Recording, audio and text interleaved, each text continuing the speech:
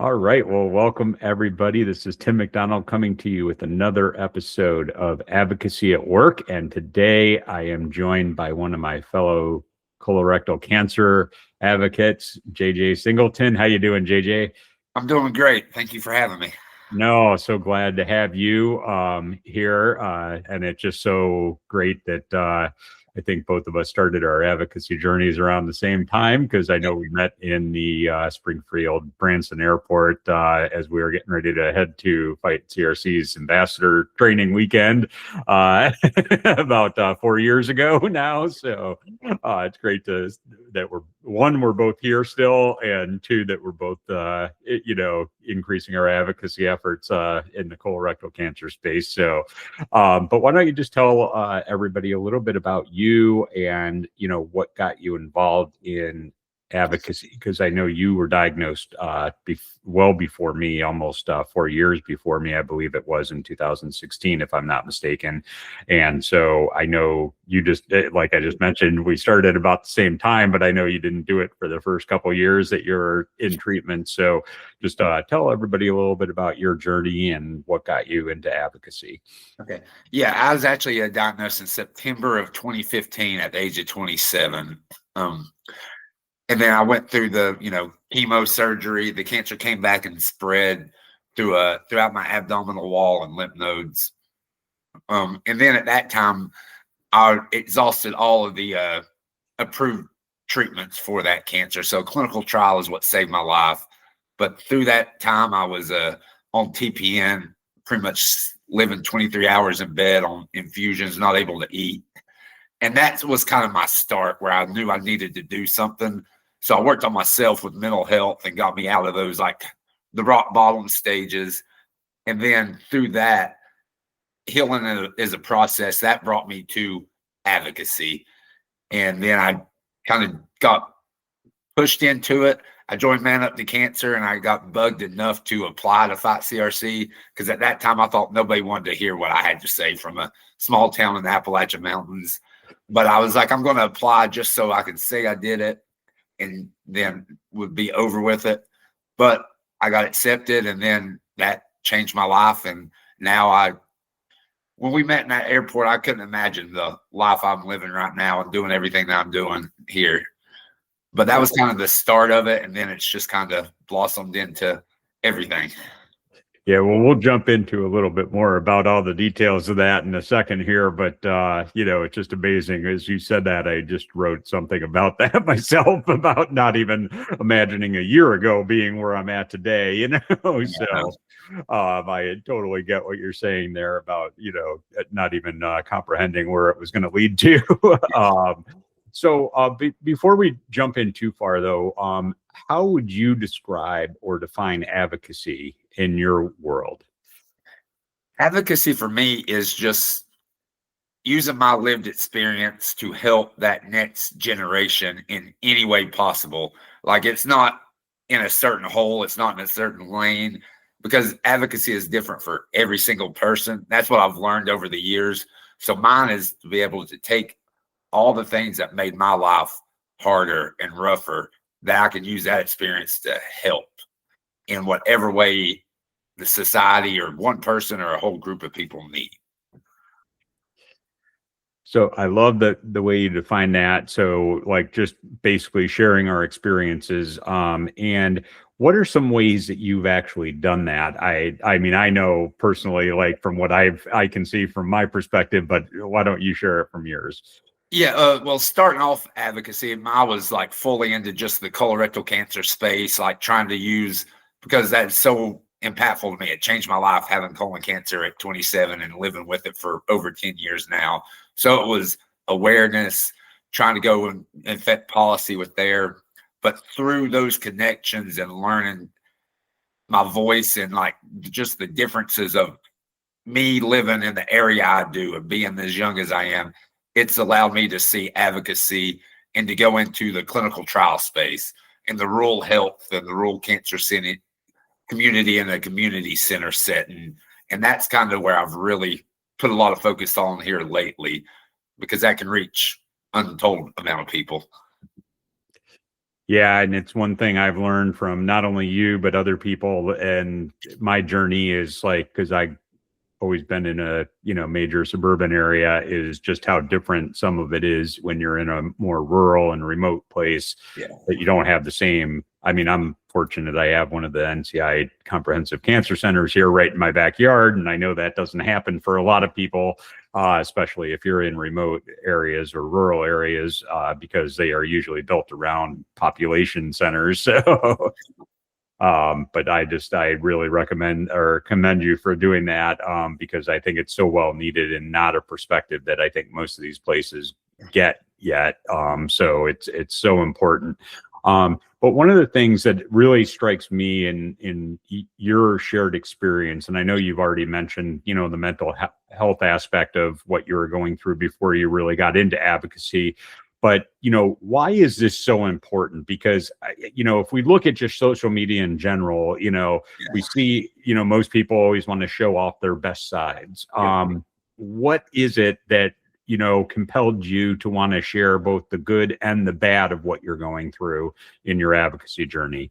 Yeah, I've always wanted to do the whole story. I remember when I first got sick again, like when the cancer came back and they like put the whole like kitchen sink of chemo into me. I was laying on the bathroom floor and I was watching ESPN like normal, and that was the ESPYs, so it was Jimmy V week, and I was seeing all like the amazing like segments that they were doing, but all the people on there, they had makeup on, had fresh clothes on, and I'm over here laying, and I'm like, I haven't changed clothes in 3 days. I got a little bit of dry throw up on me because I've been sick.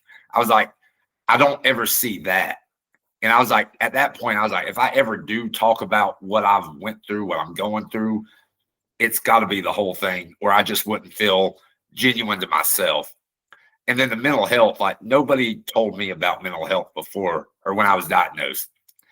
And I think a lot of it is the area I grew up in, that Southern Appalachian small town area, even more than just the rest of society. Is like, as a man, you're not supposed to, be impacted by mental health. You're just supposed to shoulder it and get through it. And that about killed me quicker than the cancer did. So I was like, I got to be that voice, because I don't want to see my younger brothers or my nephews or my friends' kids have to deal with that pressure if something happens to them. Yeah, and I will say, I think that this is not just a small town thing. Oh, yeah. It's everywhere. And I just feel like that, different regions, I think it's different, like expectations by everybody else around you too, like the small town, small region areas. Yeah, I was going to say, I think that, it's so important, because I think that most, and especially, and I know we're both part of Man Up to Cancer too, is, which is men's cancer group, that's a lot of what we talk about in there, is like the mental health aspect of, going through a cancer journey and treatment. And even if you're a caregiver, the mental toll that takes on you, and all that. But I can go on a whole nother tangent if we just want to talk about mental health.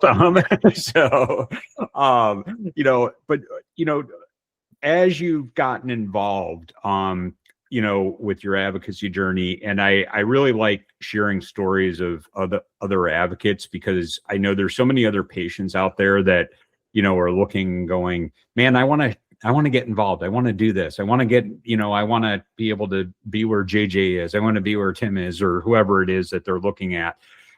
What would you, be able to share as far as, when you were first getting started? And I know this is a difficult question, because I've asked myself the same question, from that first weekend in Missouri, when we were at the Fight CRC ambassador training, what would you suggest if you were to go back into that place again, knowing what you know now, 4 years later, what advice would you be giving yourself?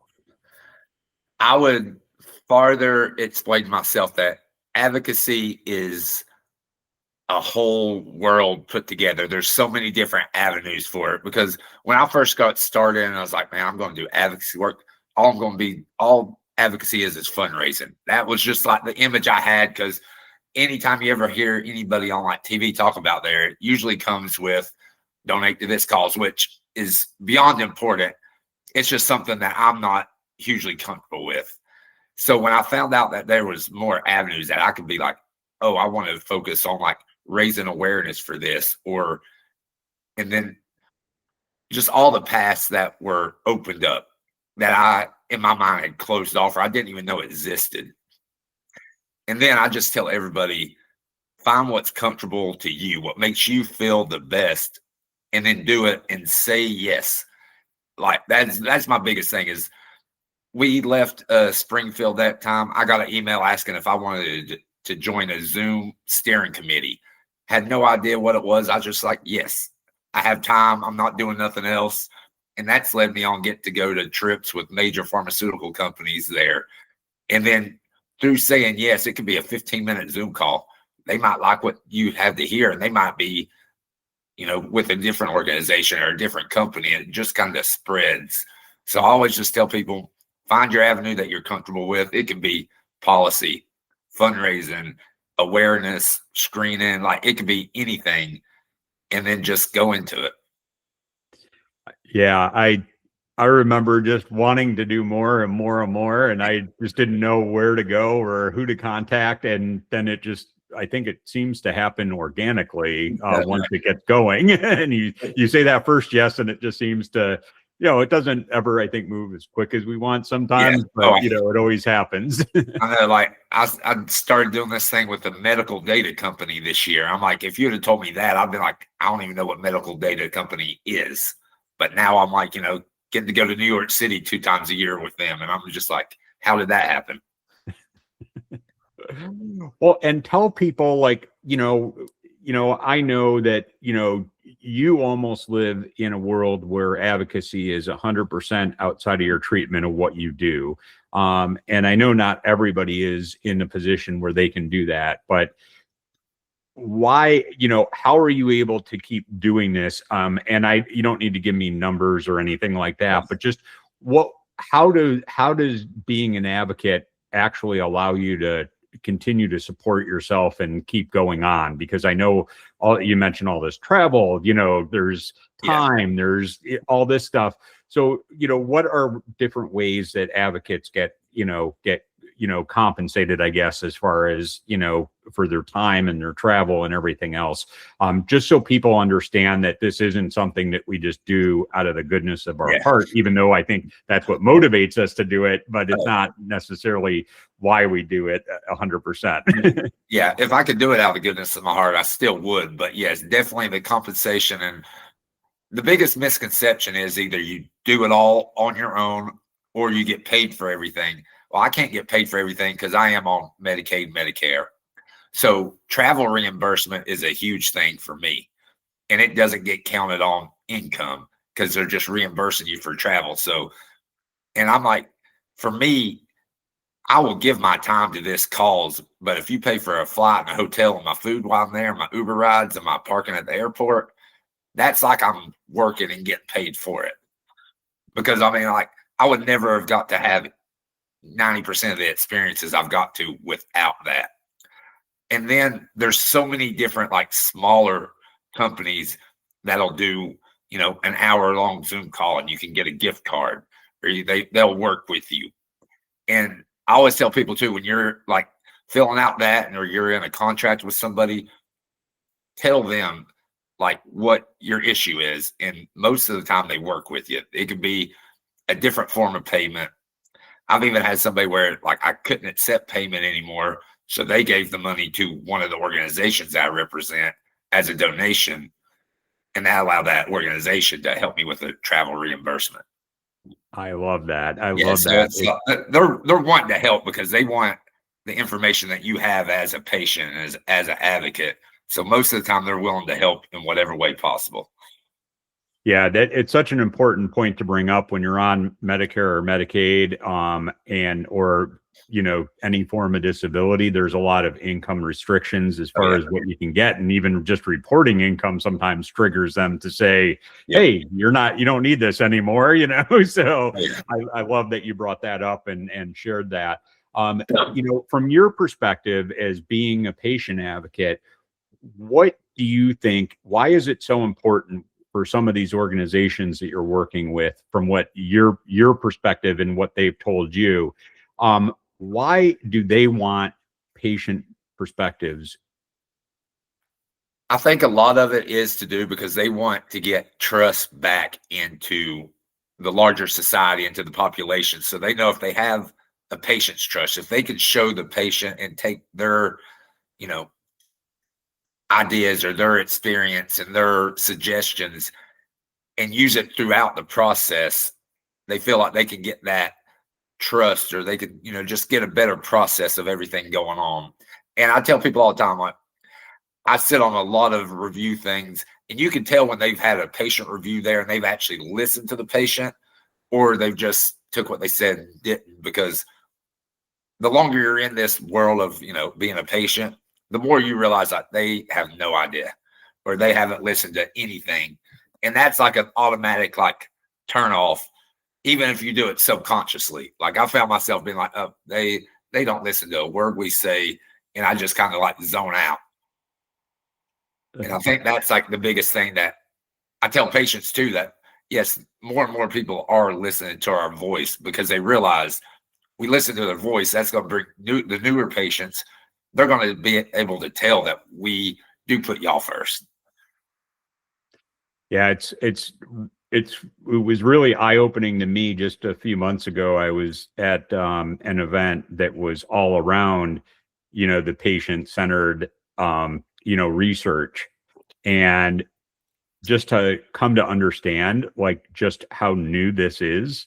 Oh, I know. And it still is just a very small percentage of the research that's being done with patients being partners in the process instead of just an afterthought.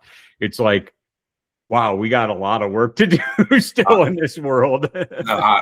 On some of those steering committees I'm with one of the biggest pharmaceutical companies out there, they just started it after COVID. They had a lung cancer steering committee, and that was it before COVID. And after that, now they have there's 15 cancers represented there. And COVID's a whole different thing, but I think it hurt the population, society's trust in, companies enough to where they're like, no, we got to change something. And I think it's going in the right direction now.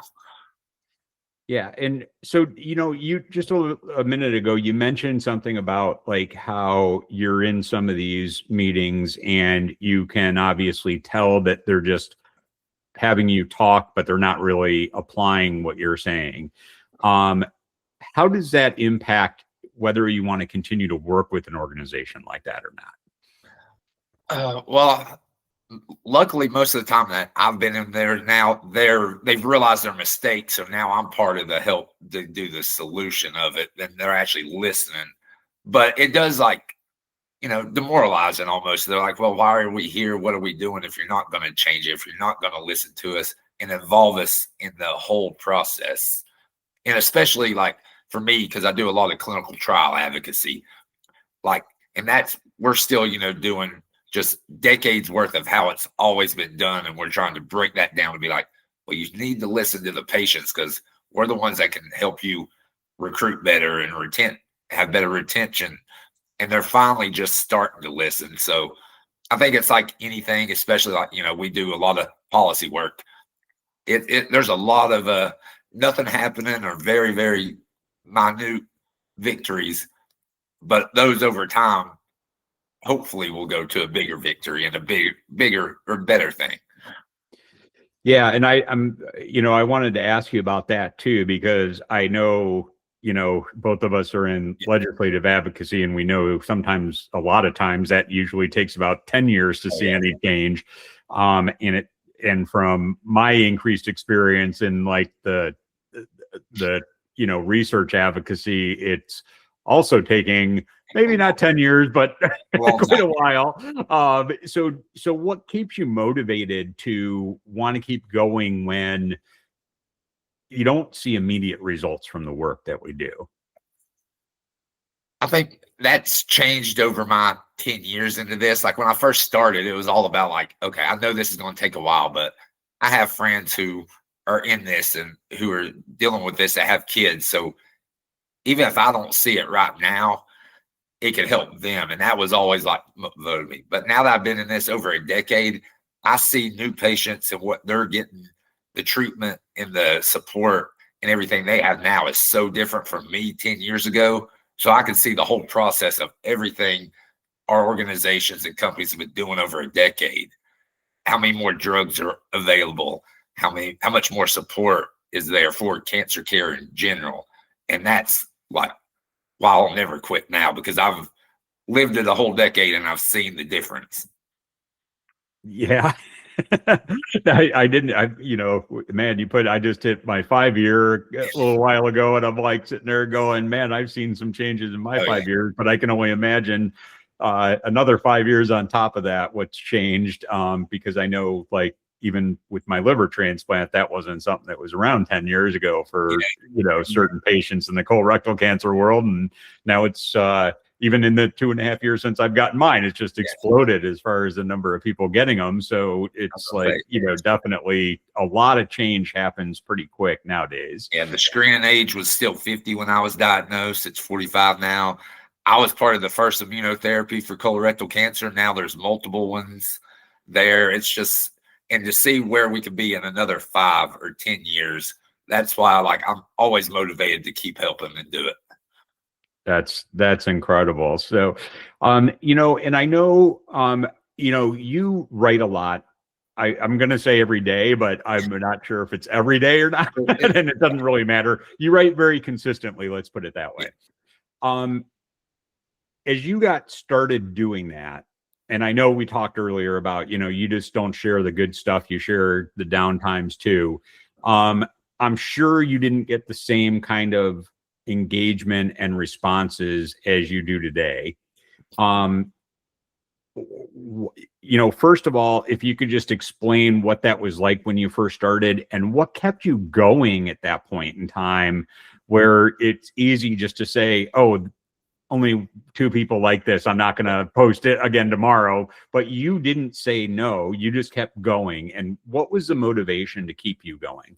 Yeah, very different responses from when I first started writing. I actually had some pushback from people that knew me in my town, because they didn't want to hear people talk about the mental health, the suicidal thoughts, and all of that. And now it's much more receptive everywhere. So that's a big change. But when I first started, I was still freshly new into the cancer thing, so I had a bunch of interactions there, because when you first get diagnosed, everybody's there. And then it kind of died away until I got into advocacy. But during that time, I realized, again, what's comfortable with me and why I do this. I'm not one to go and interact with all the comments, because I put things out there. They mean something to me, but if they mean something different to you, I don't want my reactions to change what you think about that post or how it made you feel. And once I became accepted to that, and it didn't matter if it had 20 interactions or 2,000 interactions, in that 20, it could have helped somebody at the darkest moment where something helped me at that time there. And that's, once I accepted that and was like, hey, that's different than what most people post for, in society today, all about clicks and views. I'm like, once that got through, that, kind of brain, or the barrier, it made it just so much easier to where I just put out what I feel. Yep. And it certainly resonates with a lot of people today. So I'm glad you didn't stop doing that. As we kind of try and wrap up here in a few minutes, I just really wanted to kind of ask you, if you were to sit here today and say, maybe in a year, 2 years, 5 years from now, what you'd like to see or be doing in your advocacy efforts, what would that look like? Well, I would like to see a lot better policy that has got adapted and continuing just to grow the research part of advocacy, but then just a lot more focus on the process of clinical trials, the availability of clinical trials, because every drug we've ever took was a clinical trial at one point. To just have more availability and resources going into them, and to continue being on the front line of helping that advocacy and research is, that. And then always the colorectal cancer and the AYA space, even though by that time I've aged out of it, but, which is crazy to say. Oh, well, and I know I just want to bring this up for anybody listening that, clinical trials, and JJ, you probably had the same thought as I do on this because I learned this through mine, even though I never went through clinical trials, is not a last ditch effort. It is something, as you brought up, you had those early on in your treatment, journey. And it is something that is so important, I think, for anybody in with any chronic healthcare space to really, as a patient, look at those clinical trials almost and talk to your provider about it like right away. Even if you might not be eligible right away, at least you're like making it part of the conversation, because it's not supposed to be like the media makes us think, like this Hail Mary last ditch effort to keep us alive for a few more months or years. And a lot of people don't realize too, like a lot of the clinical trials that are out there, especially in NIH, like designated things, aren't a new drug. They're a new dosage or a new combination or this, that. So it isn't always just about this, like you said, a Hail Mary drug. It could be something that is a clinical trial to improve your quality of life if you're on treatment forever like me, or it can be something that you can have less infusions of there. So it's like advocacy. Clinical trial world is a huge world with many different lanes in it. Oh, yes. Well, JJ, what would be like, if you could give one piece of advice to somebody listening today who's, wanting to get involved in advocacy, what would you tell them? To do it, to just, even if it makes you uncomfortable, to do it, because I mean, I was not a public speaker before. Now I do public speaking all the time. But even beyond that, you don't realize how much that the community and what you're doing will improve you as a person in your life. I've met my very best friend and so many amazing friends through advocacy. And I'm a better person. And then that helps me continue to do the work that I think is improving the world too.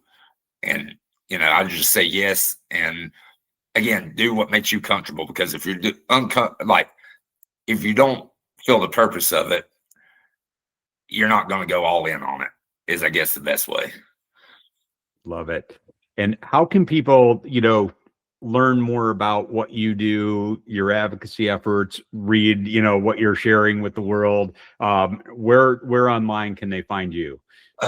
Instagram, any social media site, you can just kind of search JJ Singleton, and that's kind of where I put most of my updates there. And if any article or any video or something ever gets shared or made about me and stuff, that's where I share it at. So that's probably the best bet. Perfect. Well, JJ, thank you so much. And I know I just saw a post from you the other day talking about all the travels we have coming up in 2026. So I know our paths are probably going to cross a few times in the coming year. But it starts early. I go to San Francisco January 7th. So, well, kicking off the year right away. Yes. Well, thank you so much for joining me on Advocacy at Work, JJ. Really appreciated you being here. Thank you for having me. It was an honor.